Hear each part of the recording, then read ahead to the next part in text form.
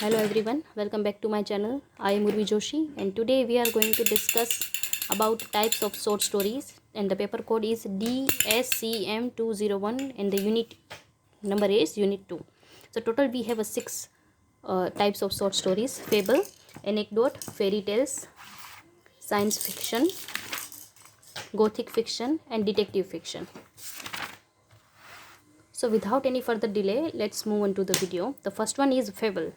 Fable is a story which is based on morals, but writer took a shelter of animals, creatures, or inanimate things and give a moral message at the end of the story.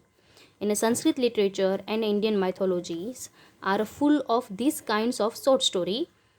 In Sanskrit, we can see the stories of Panchtantra and Hitopadesh. In Indian mythology, we have stories of Gajendra Moksha. So it is a very simple and easy to understandable. Even children love to listen and read this kind of story. It is a very popular among the children's comic and the story books. And the famous example is Aesop's Fables. Okay તો ફેબલનો મતલબ શું થશે કે એવી story કે જે morals પર based હોય, મતલબ કે જેને આ એન્ડમાં એક બોધ આપવામાં આવતો હોય. જેમ આપણે એક બાળકની સ્ટોરી કહીએ અને પછી કહીએ કે આના પરથી આપણને આ શીખવા મળે છે, એને કહેવાશે મોરલ અથવા બોધ. આવી જે સ્ટોરી છે એની અંદર શું કરશે કે એ બાબતને કેરેક્ટર બનાવશે. શેલ્ટર એટલે કે સહારો લેવો, અને આની અંદર એનિમલ્સ એટલે કે કાં તો પ્રાણીની વાત કરવામાં આવી હશે, કાં કોઈ એવું ક્રીચર હશે, અને ઇનએનિટિમેટ થિંગ્સ એટલે કે નિર્જીવ વસ્તુ હશે જેને સજીવ બનાવવામાં આવી હશે. બરાબર, સજીવ જેવું બતાવવામાં આવ્યું હશે. જેમ કે અમુક વખતે થોડીક વાર રહીને બઈ રોડા જરા વાર પેલો ડાયો દીકરો થઈને ઓ લગીને મને કી નાલચ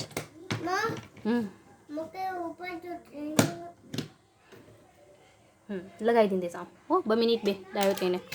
ઓકે, તો સંસ્કૃત લિટરેચર અને ઇન્ડિયન માઇથોલોજીની અંદર જોવા જઈએ આપણે તો સંસ્કૃતમાં હિતોપદેશ અને પંચતંત્રની વાર્તાઓ બહુ ફેમસ છે, જેને આપણે ફેબલ કહી શકીએ. ફોર એક્ઝામ્પલ લપલપિયો કાચબો, બરાબર, એ પંચતંત્રની સ્ટોરી છે. પછી ગજેન્દ્ર મોક્ષ એ માઇથોલોજીની સ્ટોરી છે. તો આવી જે સ્ટોરી છે એ બહુ ઇઝી હશે, જેને આપણે સારી રીતે બહુ ઇઝીલી સમજી શકશું અને લાસ્ટમાં આપણને એક મોરલ્સ પણ મળશે. આનું ફેમસ એક્ઝામ્પલ છે એસોપ્સ ફેબલ્સ. આને તમારે યાદ રાખવાનું છે, કદાચ વન લાઇનરમાં તમને પૂછી શકે કે એક્ઝામ્પલ આપો. Okay, the second one is anecdote.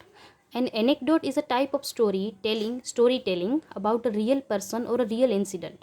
It tells about the interesting part of life, though it is amusing and interesting too. Most often, anecdote used to illustrate or explain. Illustrate and explain બેમાંથી જે યાદ રહે તમારે લખવાનું.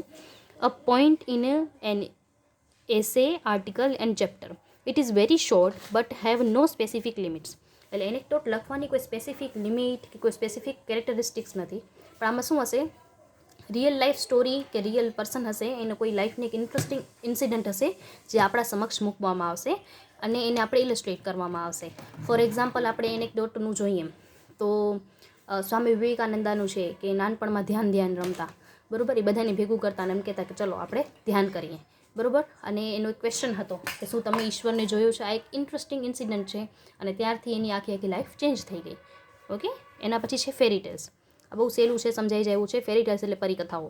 ફેરી tales are based on the use of magical elements, wondrous features in a story. It is a very basic but found in oral form. It must be found in a written form too. In fairy tales, writer used 5 elements. આની અંદર writer 5 એલિમેન્ટને use કરે છે, જેમ કે magical elements, virtual characters, પછી morals, villains અને simple repeating plot.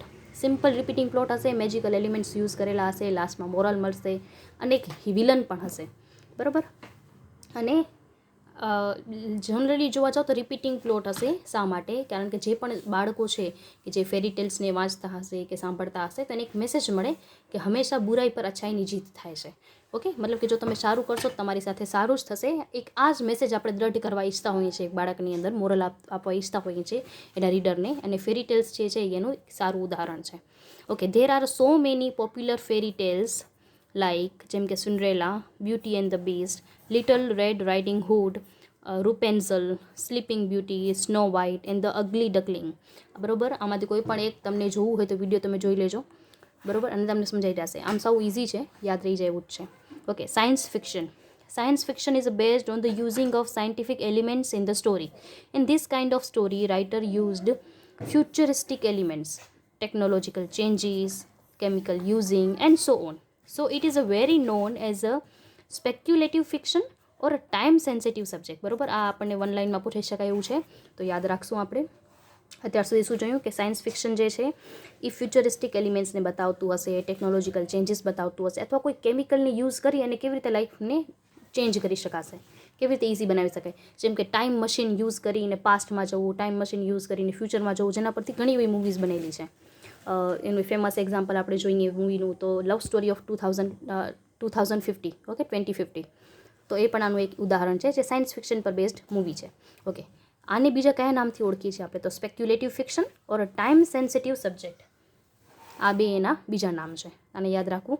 Just like a fantasy which is associated with science fiction often believed in the consistent rules and structures. We often found that some movie main characters often curious to see the future, and he invented a time machine by this, and he traveled into future. In a modern world, we can say that AI or robotics are also a gift of science. Scientific fiction contents, એટલે કે scientific fiction છે એનું moral બીજું કયું કયું હશે, મતલબ કે એની મેઇન કેરેક્ટરિસ્ટિક્સ કઈ હશે? So we might become what mechanical forms we might invented for our bodies. એટલે કાં તો શેના પર બેસ્ડ હશે કે આપણે શું બની શકીએ જે વસ્તુ આપણે આપણી બોડીની અંદર મેકેનિકલી ઇન્વેન્ટ કરશું, મતલબ કે આપણે આપણી બોડીની અંદર જે પણ વસ્તુને મેકેનિકલી ઇન્વેન્ટ કરશું કદાચ એવા જ આપણે ફ્યુચરમાં બનશું. આવી ધારણા પર સાયન્સ ફિક્શન હોઈ શકે. Okay, what network and system might nourish or tap our life energies. એટલે એવા કયા નેટવર્ક સિસ્ટમ છે જેનાથી તમે યુઝ કરીને તમે તમારી લાઈફને વધારે નરિશ કરી શકો, અથવા તમે કહી શકો કે બહુ ઇઝી બનાવી શકો. બહુ બૈરો તો ચરવા.